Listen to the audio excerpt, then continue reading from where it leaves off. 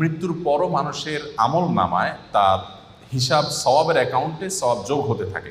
তিনটি আমল নবী করিম সাল্লাল্লাহু আলাইহি ওয়াসাল্লাম বলেছেন, ইদা মাতাল ইনসান, মানুষ যখন মারা যায়, ইনকাতা আনহু আমালুহু, তার সমস্ত আমলের দুয়ার বন্ধ হয়ে যায়, ইল্লা মিন সালাস, তবে তিনটা আমলের দুয়ার মানুষ মারা গেলেও বন্ধ হয় না। নাম্বার এক, কোনো মানুষ যখন মারা যায়, যদি সে কোনো উপকারী ইলিম রেখে যেতে পারে, উপকারী জ্ঞান রেখে যেতে পারে, একজন মানুষকে কোনো একটা কিছু আপনি শেখালেন, কাউকে শিখতে সহযোগিতা করলেন, উদ্যোগী হলেন, তাকে শিক্ষা দিলেন, জ্ঞান দিলেন, সে আপনার শিক্ষা থেকে শিক্ষিত হয়ে, আপনার এল থেকে উপকৃত হয়ে সে তার জীবনকে আলোকিত করলো, অন্যদেরকে আলোকিত করলো, তো এই ধারা যতদিন চলতে থাকবে আপনি এটার প্রতিষ্ঠাতা এবং ফাউন্ডার হিসাবে আপনার আমলনামা আল্লাহ তাআলা সওয়াব দিতে থাকবেন। এটি গুরুত্বপূর্ণ একটা পয়েন্ট। সেটি জাগতিক কোনো উপকারী শিক্ষা হতে পারে, আবার দ্বীনি এবং ধর্মীয় শিক্ষা হতে পারে। আপনি একটি দোয়া জানলেন, আপনি একটা আমল জানলেন, সেটি আরেকজনকে শেখালেন, তিনি আরেকজনকে শেখালেন, তো এই পরম্পরা যতদিন চলতে থাকে ততদিন পর্যন্ত মানুষের মৃত্যুর পরও তার আমল নামে সওয়াব যুক্ত হতে থাকে। নাম্বার দুই, সাদকায়ে জারিয়া।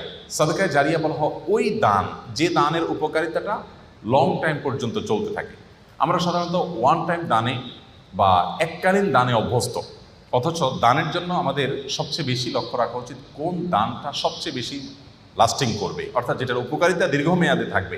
ধরুন আপনি একজন গরিবকে 200 টাকা দিয়ে দিলেন, 500 টাকা দিয়ে দিলেন, এর চেয়ে উত্তম তার জন্য এমন একটা ব্যবস্থা করে দিন যে সেখান থেকে দীর্ঘমেয়াদে তার উপকারিতা সে পেতে থাকবে। আপনি একটা বৃক্ষরোপণ করলেন, বৃক্ষরোপণ করা সেটা আপনার নিজের বাড়ির ছাদে হতে পারে, আপনার ব্যালকনিতে, বারান্দায় হতে পারে, আপনি একটা গাছ লাগালেন, একেবারেই জাগতিক একটা বিষয়। এই গাছের অক্সিজেন আপনি ভোগ করবেন, এর ফল ফসল আপনি ভোগ করবেন, বাট আপনি নিয়তটা যদি এটা করেন, নবী করিম সাল্লাল্লাহু আলাইহি সাল্লাম সাদকায়ে জারিয়া হিসাবে গাছ লাগাতে বলেছেন। তিনি বলেছেন, মা মিন মুসলিমিন ইয়াগরিসু গারসান আও ইয়াজরাউ যারআ, কোনো মুসলমান যদি কোনো গাছ লাগায়, কোনো ফসল করে, এবং সেখান থেকে যদি কোনো পশু পাখি খায়, কোনো মানুষ খায়, কোনো পোকামাকড় খায়, কোনো কীট পতঙ্গ খায়, তাহলে তার সওয়াব পাবে। এটি সাদকায়ে জারিয়া, যে আমি মরে যাব কিন্তু আমার গাছের এই সওয়াব আমার আমলনামায় যুক্ত হতে থাকবে। আমি যদি 2-4-10,000 গাছ লাগিয়ে যেতে পারি, 200-400 গাছ লাগিয়ে যেতে পারি, তাহলে সেখান থেকে কিছু গাছও যদি টিকে যায়, এবং যতদিন টিকবে মানুষ অক্সিজেন পাবে, ছায়া পাবে, ফসল পাবে, ফল পাবে, মানুষের মৃত্যুর পর এই আমলটার সওয়াব যেতে থাকবে।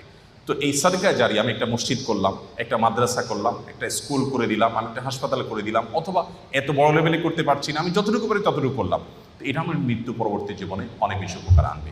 নাম্বার 3, নেক সন্তান। সবচেয়ে বড় পয়েন্ট এটি যে আমাদের সন্তানদেরকে যদি আমরা আল্লাহমুখী করে যেতে পারি, আল্লাহর সাথে পরিচয় করে দিয়ে যেতে পারি, কোরআন এবং হাদিসের সাথে তাদের রিলেশন করে দিয়ে যেতে পারি, এই সন্তান যখন দোয়া করবে মৃত্যু পরবর্তী জীবনে সেটা উপকারে আসবে। নবী করিম সাল্লাল্লাহু আলাইহি ওয়াসাল্লাম বলেছেন, একজন জান্নাতীকে আল্লাহ তাআলা তার জান্নাতে যে স্টেজে তিনি আছেন, যে স্তরে আছেন,